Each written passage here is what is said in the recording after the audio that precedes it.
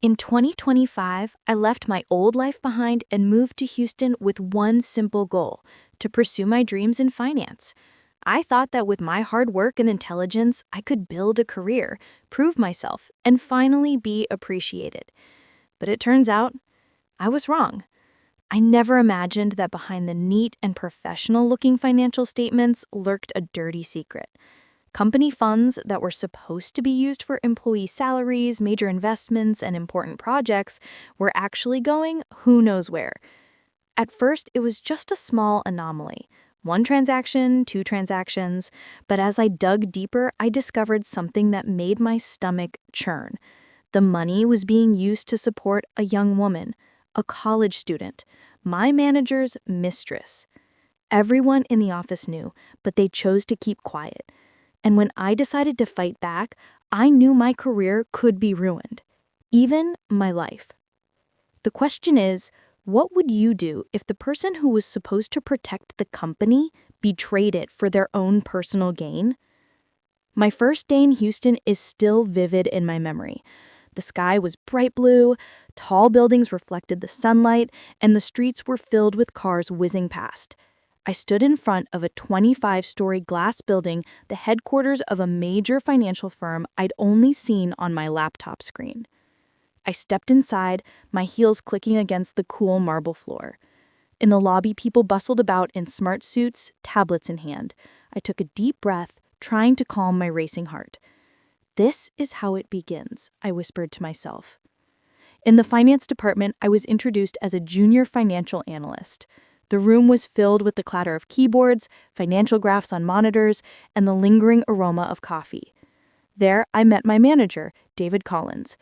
David was in his early 40s. He was towering, his hair always neatly slicked back, and his gray suit fit perfectly.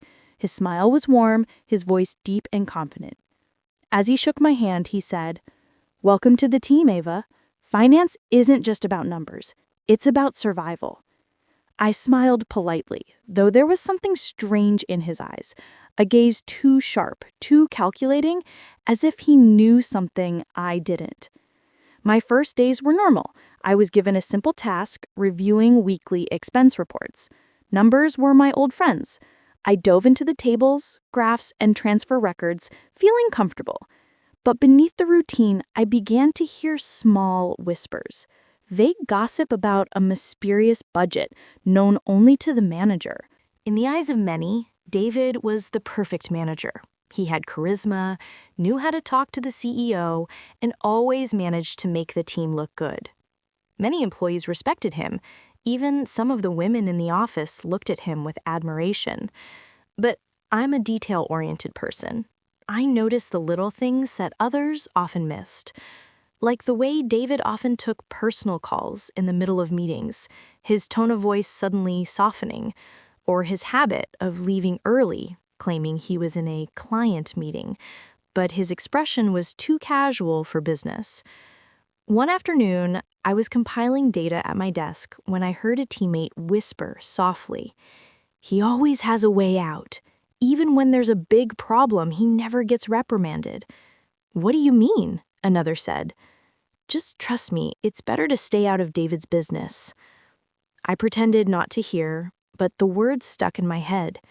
Something wasn't right. That night, I was working late alone. Most of the office lights had been turned off, leaving only the glow of my laptop screen. From the 20th floor, I could see the sparkling lights of Houston, but I was too busy enjoying it. I was reviewing last month's expense report, and suddenly, my eyes fell on something strange. Regular payments for a luxury apartment in Midtown. First-class tickets to Miami and New York. Transactions at a brand-name boutique at the Galleria, Houston. I frowned. All these transactions. There were no business-related records, no corresponding clients, no meeting reports, no official memos. The next day, I plucked up the courage to ask David directly. "Sir, I found several large transactions for apartments, plane tickets, and also boutique purchases. I don't find any client records for these expenses." David just smiled. a smile that made my blood run cold. Oh, it was all for the entertainment of a big client. You're too new to understand. In the real world, not all transactions are written down on paper. He patted me on the shoulder as if I were a child who asked too many questions. Your job is just to check the numbers, Ava. Don't try to dig too deep. Understand?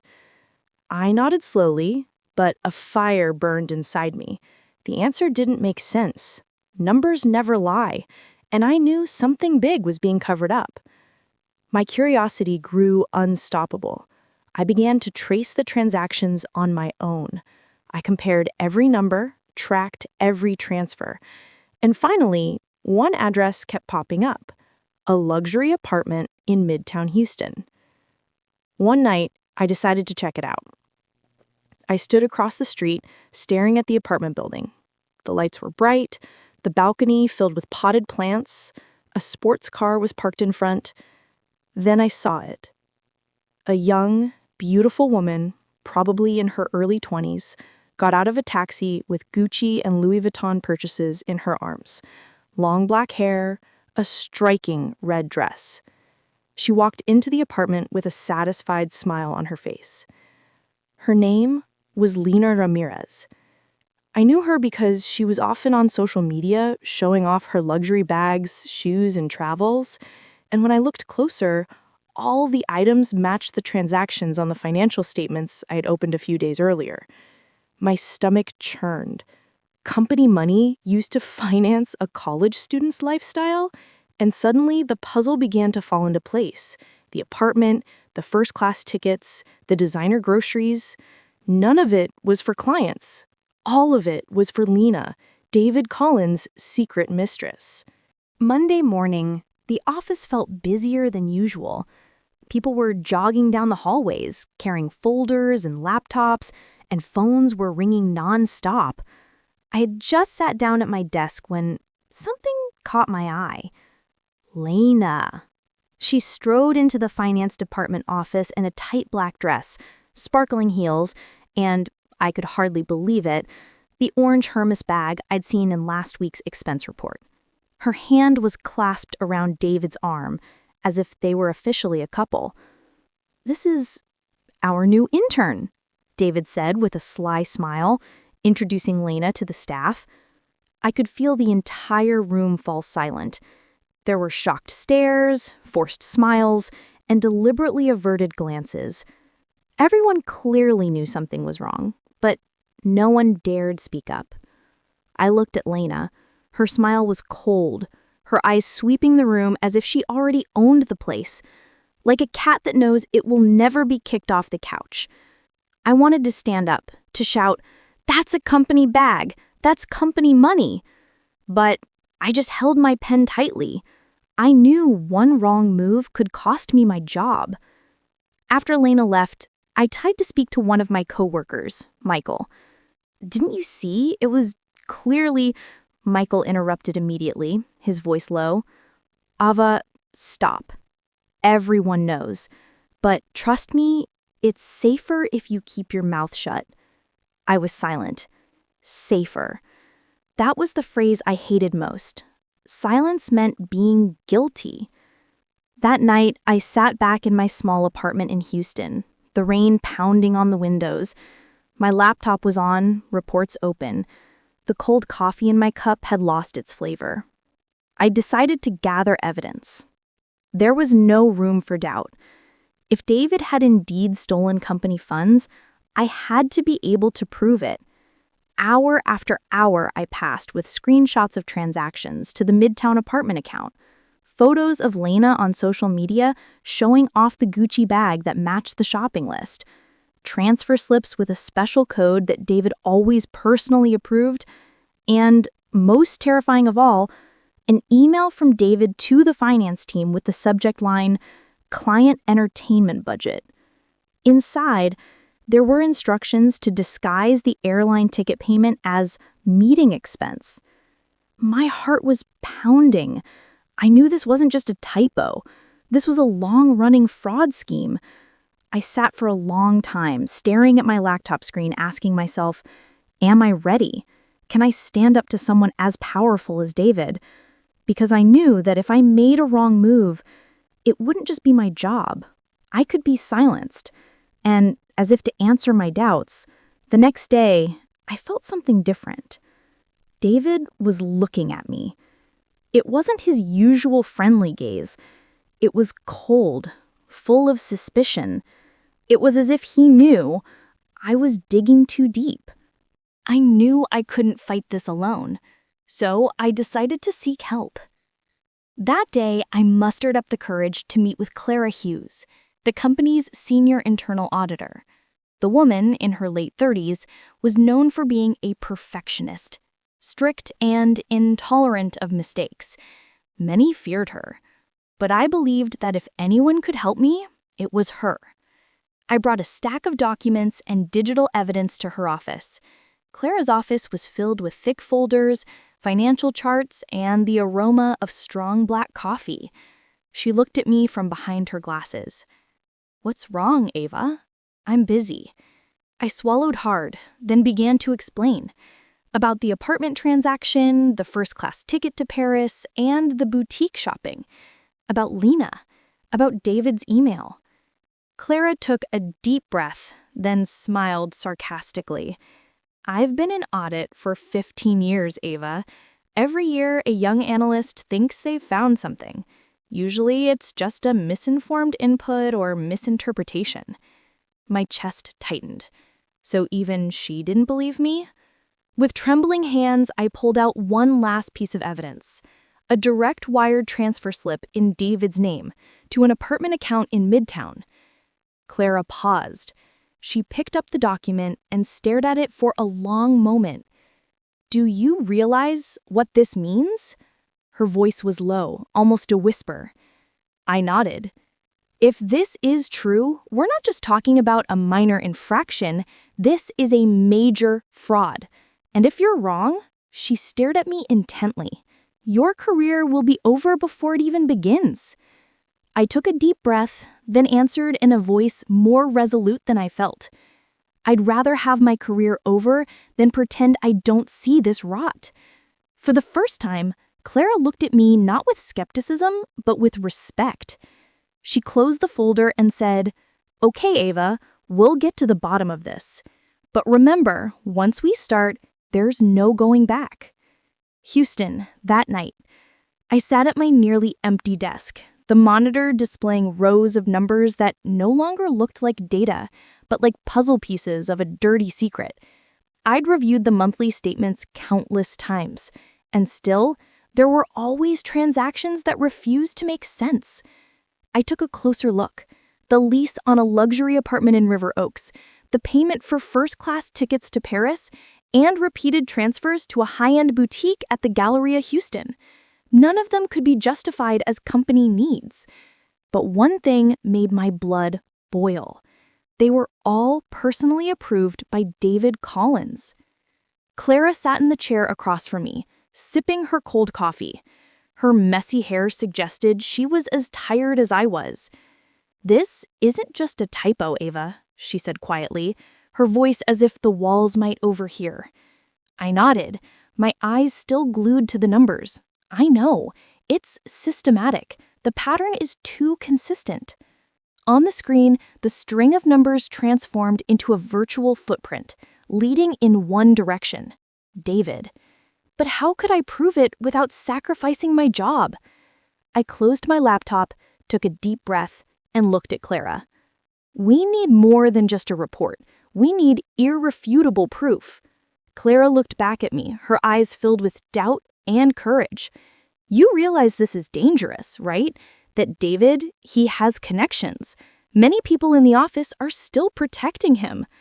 I smiled faintly, though my stomach churned with fear. "Yes, I realize that. But if we stay silent, we'll become part of his corruption." There was a moment of silence. Only the office air conditioner hummed. Then Clara leaned back in her chair, staring at the ceiling. "Okay, if you really want to fight, I'll join you." That was the first night I felt less alone. For the first time, Clara and I were on the same side. A fragile, risky side, but also the right side. I restarted my laptop, flagged all suspicious transactions, and saved them to a small flash drive. It felt like holding a time bomb in the palm of my hand. That night, as I exited the building, I gazed at the Houston skyline, filled with sparkling lights. The city seemed vibrant, beautiful, even promising. But beneath the lights, I knew there was a darkness I had to uncover. And that's where I made my vow. I would follow this trail, no matter far, until I found the truth. Houston was always noisy at night. Car horns honked, and the lights from the fancy restaurants in River Oaks reflected off the street, wet from the afternoon rain. I stood across from a tall apartment building with gleaming glass. From the outside, it looked perfect. Elegant, exclusive, untouched. But I knew that inside the building hid a dirty corporate secret, an apartment paid for with company money. And the person who occupied it wasn't a key employee, but a young woman named Lena. I remembered her face from that one encounter in the office lobby. Beautiful, young, confident. Her gaze then made me uncomfortable, as if she knew something I didn't. And now, seeing the lights on the 18th floor apartment, I was certain that that was where the company's money was flowing. Clara patted my arm.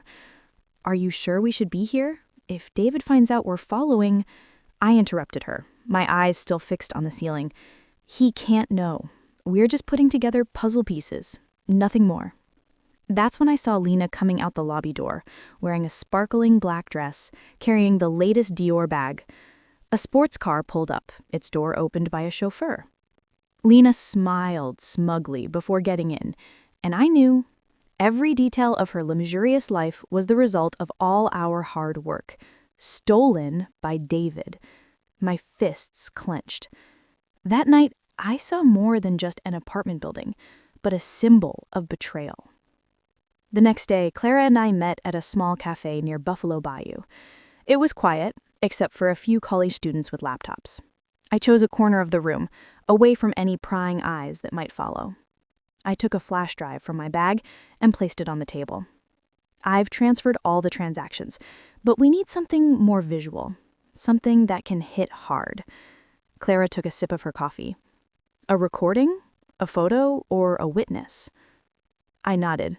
"Yes, we need evidence that can destroy him." In my head, I knew who could be the opening. Michael, one of the senior analysts on our team.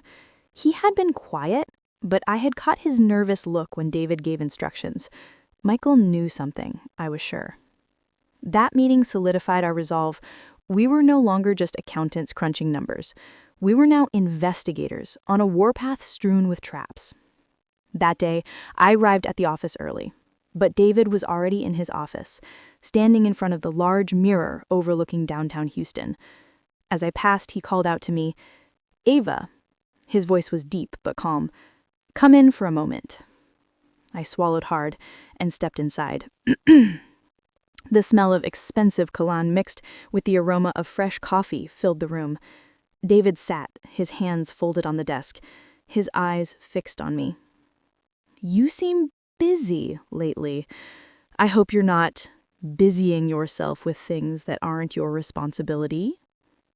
I kept my face neutral. "I'm just focused on the report, sir." He smiled faintly, but it was cold. "Good.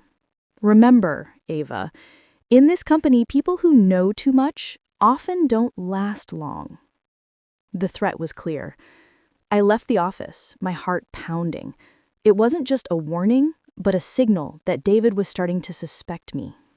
That night, the company held a gala at a 5-star hotel near Houston's theater district. All employees were required to attend, including me.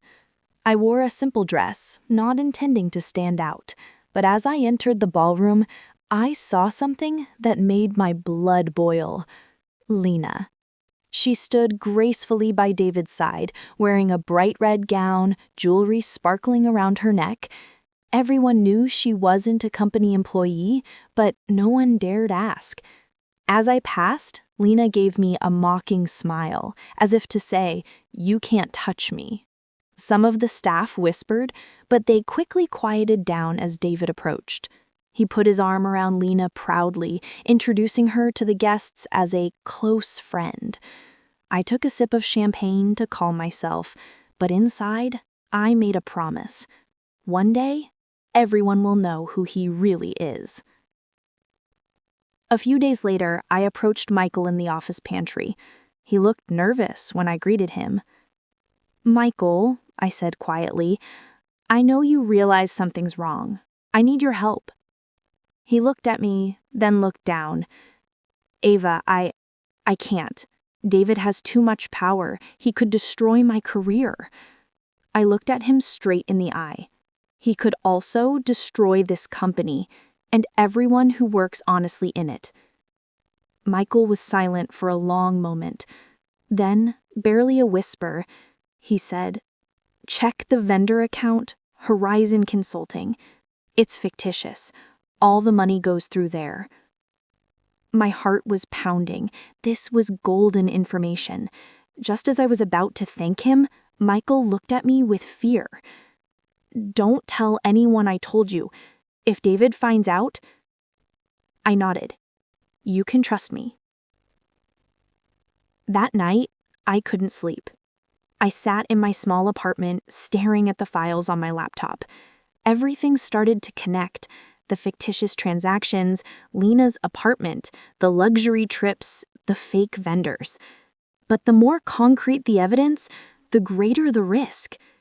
If I made a wrong move, David could accuse me of manipulating data. Or worse, he could destroy my reputation before I could even speak. Clara called. "Ava, you have to be careful. I heard David started asking HR about you." I closed my eyes. "I know, but I can't stop now. It's gone too far." Outside the window, the lights of Houston twinkled beautifully, but I knew that beauty was just a facade. Beneath it lay a dirty game I had to uncover. And I swore to myself that night, even if it meant risking my career, I would fight to the end. At this point, I was too deep to back out. David was getting suspicious, Lena was getting bolder, Michael was cracking, and Clara was getting dragged along. I knew my next move would be decisive. And the scariest thing was that I was starting to feel like David was waiting for me to make a mistake. It was as if this war had just begun. That night, my apartment was quiet. The Houston city lights glinted from the windows, but they couldn't calm my pounding heart. On my desk, a pile of documents and a small flash drive seemed to stare back at me, demanding a decision. I knew tomorrow would be the day to decide. Internal Audit had scheduled an emergency meeting with the board. All the evidence I'd gathered, with Clara, with Michael's subtle help, would be presented. I lit an aromatherapy candle, hoping to fall asleep. But the fear was too deep. What if David turned the tables? What if everyone thought I'd manipulated the data? The phone rang. It was Clara. "Ava, are you still awake?" "Yes." "I know you're scared. I am too. But you're not alone. Whatever happens tomorrow, we did the right thing." I smiled a little, fighting back tears. That night, I finally lay down, staring at the ceiling, silently praying that the truth would be strong enough to survive. That morning, the office felt different. A tense atmosphere enveloped the 27th floor where the meeting was to be held. I walked down the long hallway, feeling the eyes following my every step. In the waiting room, Clara sat, her hands clasped tightly. Michael entered a few minutes later, his face pale. He lowered his head, avoiding my gaze, but I knew his presence meant something. The meeting room door opened. A member of the audit team nodded at me. "Miss Morgan, it's time." I took a deep breath before stepping inside. The large meeting room was filled with the most powerful people in the company, the CEO, the CFO, and the major shareholders. At the head of the table sat David Collins, dressed in an elegant gray suit, his face brimming with confidence. Lena was nowhere to be seen, but I could sense her shadow behind every sneer David gave. The CEO opened the meeting with a firm voice. "We have received reports of misappropriation of funds. Today, all the evidence will be presented." I stood, my knees almost shaking. The first slide appeared on the screen. Fictitious transactions, fake vendors, apartment leases. I began to explain, my voice trembling but clear. Millions of dollars in company funds were diverted to unauthorized accounts. All transactions were approved by one person, David Collins. The room fell silent. Several directors whispered among themselves. David simply crossed his arms, smiling sarcastically. "Ava, are you accusing me based on raw numbers? All those transactions were part of a business strategy you're too young to understand." I looked her straight in the eye. "Then how do you explain that the luxury apartment in River Oaks is registered in Lena Carter's name, and that the entire payment came from company funds?" The next slide appeared. Proof of ownership, wire transfer records. David paused. His usually calm face began to change. I continued, my voice firmer. "Not only that, the vendor named Horizon Consulting turned out to be fictitious. We traced the payment to Lena Carter's personal account. We have submitted complete evidence to the audit team." An auditor stood up, asserting, "All documents are verified. This data is legitimate." David began to get agitated. He stood up and slapped the table. "This is slander. This girl is trying to bring me down out of jealousy." I stepped forward. "If that's true, why is there a first-class ticket to Paris in Lena's name, paid for with a company card approved directly by you?" The final slide appeared. A boarding pass with an official stamp. David froze. All eyes were now on him. The CEO stood up slowly. "David Collins, effective today, you are dismissed from all positions. The company will take this matter to court." David tried to speak, but his voice was drowned out by the silence. He looked around, searching for support, but no one dared to meet his gaze. Michael lowered his head. Clara looked at me with tears of relief, and I just stood there, breathing heavily, knowing that this battle was finally won. A few weeks later, I heard the news. David was being sued, his wife had left him, his reputation was ruined throughout Houston. Lena? She's gone. Her luxury apartment was left empty, the door locked, the curtains drawn. There were rumors she'd gone to New York, others to Europe. No one really knows. What's clear is that her trace in Houston vanished, as if she were just a passing shadow. I stood outside that apartment one afternoon, staring up. Somehow, I felt Lena left behind more than just a scandal. She'd left scars on everyone who had ever believed in this company. A few months later, my life changed. I was promoted, praised by the board as the savior of the company. But deep down, I knew this wasn't a pure victory.